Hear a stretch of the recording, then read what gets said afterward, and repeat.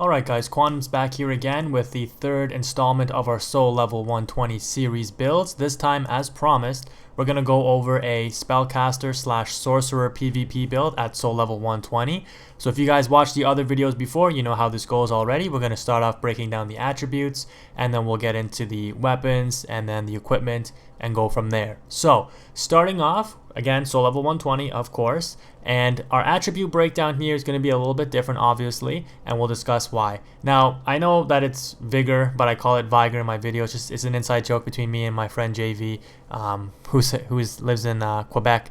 But anyways, we got 37, and that puts us up to just under 1600, as you can see on the HP. 1599 in Ember form. In non-Ember form, I think it's like 1151, maybe a little bit more than that, 1157, something like that. So it's decent amount of HP. Don't really need more than that for a spellcaster. You could technically go to 40, but again, I don't really think it's necessary. Our attunement at 18. Now, this is a little unique. You could technically scale it back a bit, maybe go to 14. You don't really need the 3 attunement slots. But you do need FP for this build, so 18 I found, why not, just have the extra attunement slot, whatever. At FP, at 136, gives us enough to use spells if we need to, buff our weapons, use weapon arts, whatever it might be. But you really don't need it. If you think that you're not as reliant on FP with this kind of build, you can definitely scale the attunement back to 14, put those extra 4 points somewhere else, because you don't really need the 3 attunement slots, and I'll discuss that when we get to the spells in a little bit. Our endurance at 37 with the Ring of Favor +2, again, we're at 168 stamina, as you can see up in the middle column, so to speak, there. At 168, it's good enough, because while we are rushing the opponent down with this build, it's not nearly as rushdown heavy as the max damage quality build that you saw me use earlier, or our Faith regen build that we were using at the beginning. And the reason for that is because you do want some space. You want the opponent to kind of be a little bit more aggressive. You don't want to always rush them down. You want to have some space to cast your spells, maybe counterattack, be a little bit more reactive. Don't get me wrong, we're still going to be, rush down heavy with this build, but not as rush down as our previous builds. Our vitality, just a random number at 16. I found that was kind of like a sweet spot. Gives us enough equipment load to do what we want. Gives us some decent amount of defense. So just pump some stats into there for basically a 60 equipment load with the Ring of Favor +2. Our strength and our dexterity are both at 22. Our dexterity is pumped up to 25 thanks to the Karthus Milk Ring, one of the staple rings in PvP. But at 22 and 22, or 22 and 25 with strength and dexterity, I found that it allows us to access a good amount of different kinds of weapons. So we can use like straight swords, piercing swords, katanas, like other curved swords, great swords if we want to, ultra great swords. So it gives us a really good variety in terms of weapons, which when you use crystal magic weapon with those things, it can really pump out a lot of damage, and we'll discuss how that breaks down in just a bit. Our intelligence, once again, anything that anything that the build is focused around, whether it's going to be Faith, which is coming soon by the way, intelligence, strength / dex, 40 is always going to be the soft cap for those kind of attributes. And the reason for that is that's because where the scaling kind of cuts off, where you stop gaining like the extra 2 points or 3 points of damage on every level up, it's at 40. So if I go to 41 intelligence, my weapon's not going to gain any attack rating. It's going to stay at 523. As you can see, my right hand weapon 1 is at 523. I might have to put in 2 points of intelligence to get an extra point of damage. So it's not really worth it at that point. That's what I mean by marginal cutoff.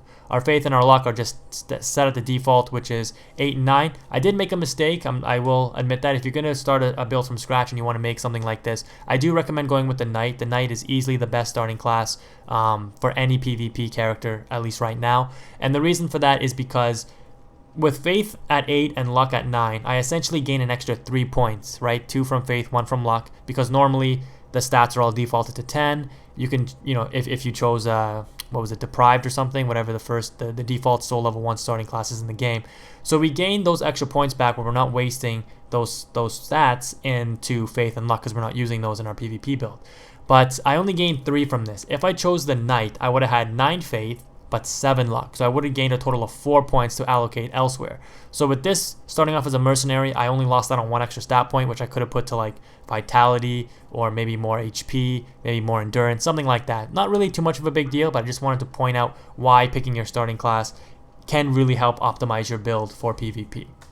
Alright, so that is the attribute breakdown. Let's get into the exciting stuff now, where we actually look at some of our weapons. Now, Like I said, using the 22 strength, 25 dexterity, 40 intelligence gives us access to a wide range of weapons, as you can see here. So we're going to break down some of them, and we're going to kind of breeze through some of others because they're not really, no explanation is needed. Like a crystal dark sword, it's just there because it's this R1 spammy high damage weapon, right? It does 534 damage, as you see on the attack power, right hand weapon 1.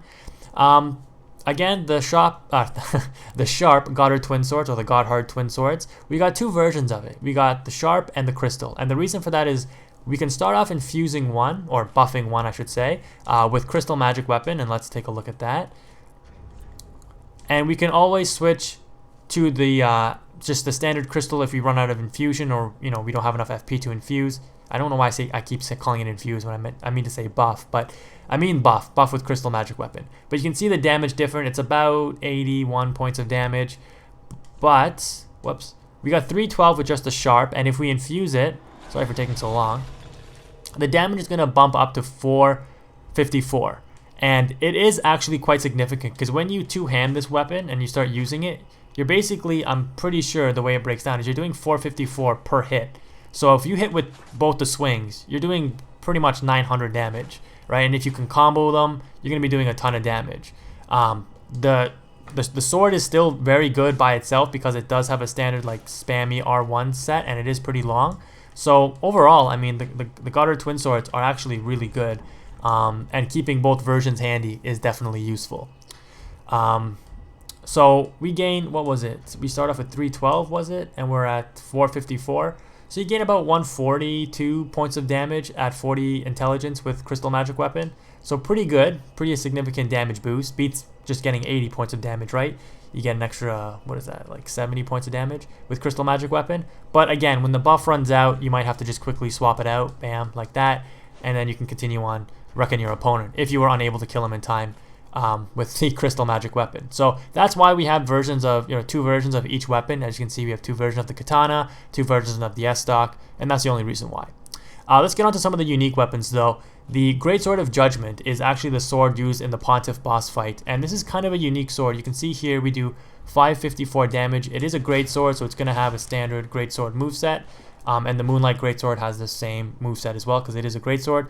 But what is unique about this is when you get into the stance, you can see that it gets kind of enchanted with a Dark Moon-esque like power or dark magic. Now, it doesn't stay unless you actually follow through with an attack, but for example, we follow through with the thrust, and our weapon damage is bumped up to 534 from 454. So we gain 80 points of dark damage on this weapon.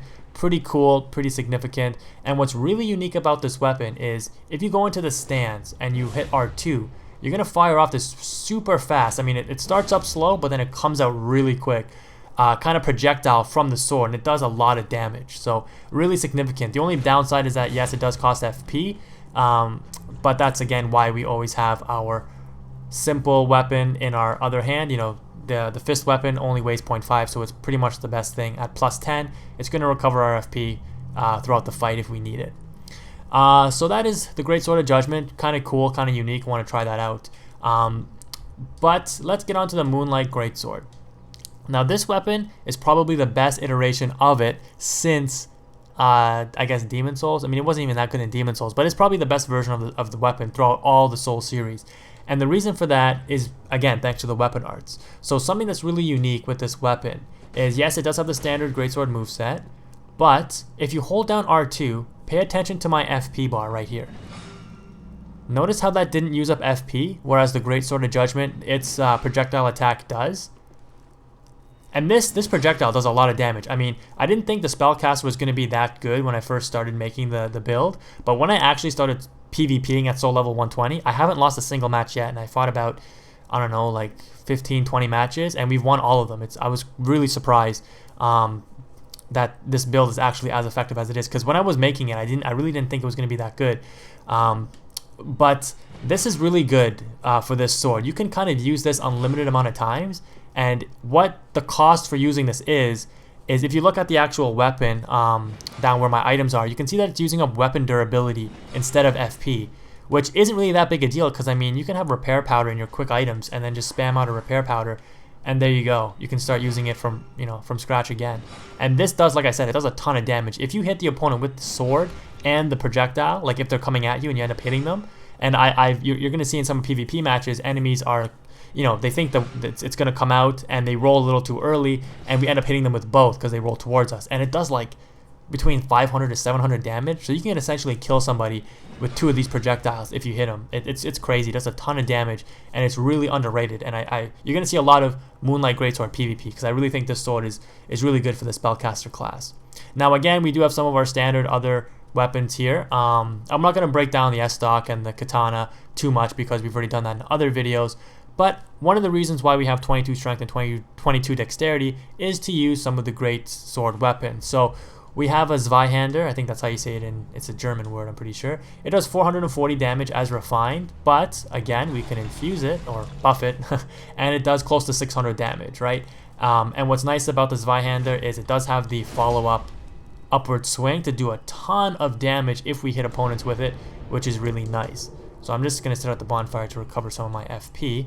And let's take a look at the refined Astora Greatsword. I mean, it does, you know, 21 points of damage less, but it has a very unique R2 attack, or special weapon art, I should say. And again, we can infuse it or buff it, and it does 561, a lot of damage. Standard, you know, Greatsword moveset, which is nice. Greatswords have a lot of range. They're a lot better in this game than they were in previous iterations of Dark Souls. But when we hit L2, it does kind of like a thrusting spear-like attack, which can catch opponents out, especially if they're rolling away from you. So it is kind of unique, and we have both those weapons just in case you want to try them out. The next thing that I want to discuss, and this is probably one of the best weapons in the game, is the refined red halberd, or the refined red hilted halberd, and it does 379 damage. It may not seem like a lot, but once again, we're going to infuse it with crystal magic weapon, and it's going to go up to 521 damage. And what's unique about this halberd over everything else is, if you guys have ever played Demon Souls, you'll probably remember pole weapons and how OP they were. This kind of brings back some of that nostalgia, I guess you could say. It has like a standard poking kind of attack here. While you can't infinitely stun lock an opponent with it, it has a lot of range. It's very deceptive, and enemies, it's hard to roll through because you can, again, it comes out really quick, especially the follow-up attack. So even if an enemy rolls through one, you can likely follow up with a second one. It has low stamina consumption, and it does a ton of damage. 521 for a pole weapon that's that quick, and has like a kind of a thrusting or like a poking moveset. Very good. This is probably one of the top 5 weapons in the game right now, and I do plan to do a top 5 PvP weapon breakdown, but keep your eye on the refined red hilted halberd. It is one of the best weapons, I think. I made a scythe. I don't know why. I don't think I'm going to end up using it in PvP. Haven't used it yet, but thought it might be unique. Might check it out a little later, but who knows. We have our fist weapons in case we need to recover FP. And uniquely enough, our staff of choice is the Witch Tree branch, and the reason for that is because, just like in Dark Souls 2, it allows for faster casting than ordinary catalysts. Yes, there are catalysts that do more damage, but this is the crux of a sorcerer build, I guess you could say.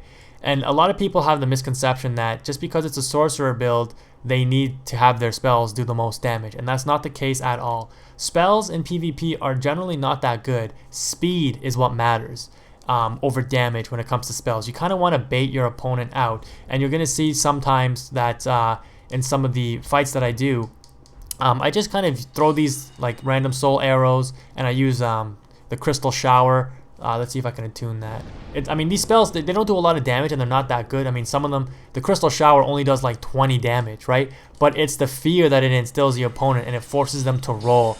And what you can do is you can easily chase them down and punish their rolls for a lot of damage with your weapon. And it was the same way in Dark Souls 2, and it's the same way in Dark Souls 3. This is what's important in the game, is getting out your spells to kind of bait the opponent into rolling. You're not really looking for damage from your spells, but you're looking to condition your opponent, because the real damage is coming from your weapons, right? I mean, if you want to try to use like Soul Spear and Soul Scream and all these like really slow but high damage spells, you're likely not going to hit opponents with them, and you're going to suffer, and you know, it's easily to punish those kind of spells, and they're easy to dodge. You're going to end up wasting your FP, so there's no real point in using them.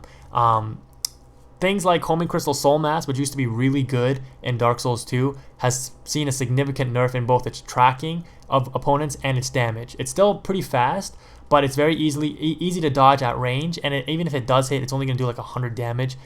It's not very, it's essentially useless. It's a waste of FP. The affinity version is a little bit better, but again, it's just not worth the FP. As a spellcaster, I mean, if you did want to keep it the 18 attunement or maybe go a little bit higher, you could always use some pyromancies. I think they're a little bit more effective.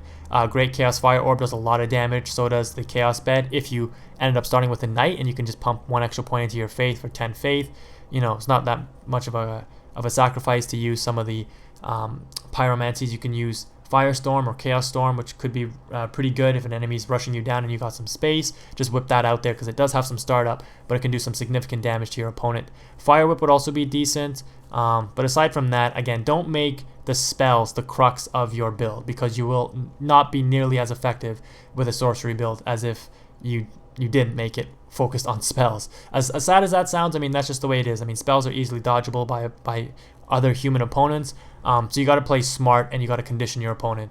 Don't get me wrong though, I mean, you know, chipping away at the opponent, if you can get in a soul arrow or two, might do like 100 damage or something, and I do actually end up clutching out thanks to the speed, right, not the damage, the speed of having my soul arrow come out and kill the opponent. And you're going to see a match like that.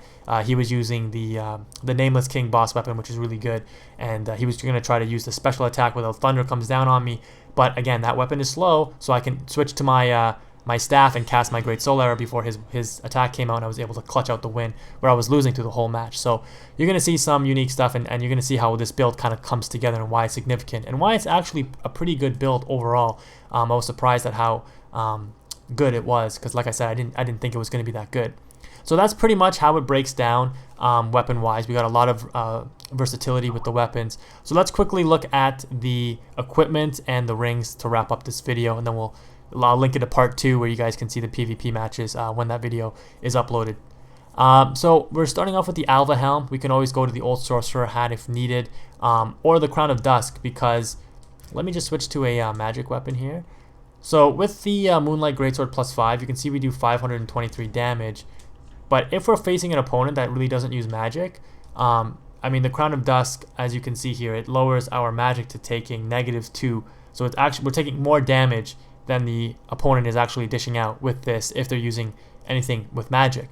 But look at our weapon. Notice how weapon damage went up to 541, right? Versus with other pieces of equipment, it goes back down to 523. So this could be useful. I recommend you guys have it on you. I don't really recommend you use it all too often, but I mean, having it on you if you want the extra, you know, if you want to kind of just squeeze out the extra bit of damage out of your weapons, you can definitely do that with this piece of equipment, right? But for the most part, we're using the Alva Helm. It looks nice. It's a lot of poise. Really good defense for its weight. It's just probably one of the better headpieces in the game at this point. Decided to go with the Undead Legion armor. Might end up switching to Fallen Knight armor if we need more protection, but the Undead Legion armor looks nice, and it provides a lot of elemental defense and some pretty decent physical defense for the weight as well. Decided to go with the the Sorcerer gloves. Again, a lot of elemental defense. We could probably switch out to the Outrider gauntlets. It does put us above 60% with the Moonlight Greatsword though, but if we need that extra bit of defense, the Outrider gauntlets, again, probably the best defense to weight ratio gauntlet in the game. Our leggings, surprisingly enough, went with the black leggings. Looks decent, has a lot of elemental defense, pretty good physical defense, and a decent amount of poise. So overall, it's pretty good, probably one of the better leggings in the game. Also have the Alva leggings, again, just for the poise if we need that, and the Fallen Knight trousers if we need to amp up our physical defense. Right, so that's pretty much how the build breaks down. Our rings pretty standard across the board. Ring of Favor +2, Karthus Milk Ring, Stamina Ring +2, and the Ring of Steel Protection. You can kind of switch this out. Maybe you can use the Sage Ring if you want your spells to come out faster, the Wolf Ring if you want more poise to go through enemy attacks, even the Farron Ring if you find yourself using like the Great Sword of Judgment, you want to kind of throw out those dark projectiles and, you know, not have as much FP lost from your FP bar, you can use the Farron Ring. But again, I like the defense. The Ring of Steel Protection +2 I think is going to kind of become a staple for me in my PvP build. So this ring setup, probably one of the better ring setups in the game for PvP. Our items, surprisingly enough, I mean, I don't use it all that much in my PvP fights, but I'm starting to use it more. The Green Blossom, I mean, just to recover stamina faster. I always end up with a ton more souls than I need, so I just bought like 600 Green Blossoms, or, you know, I got 500 left now. But yeah, just spam Green Blossoms in your fights. It gives you more stamina recovery. There's no reason not to do it. will definitely make a difference sometimes in rushing down your opponent. But that's part 1 of the build, guys. If you have any questions or comments, please leave them in the comment section below, and stay tuned for part 2. I will link it in this video. You can click one of the I think annotations in the video, or just click in the description for part 2 where the PvP fights will be. But again, thanks for watching, guys. Quantum is out.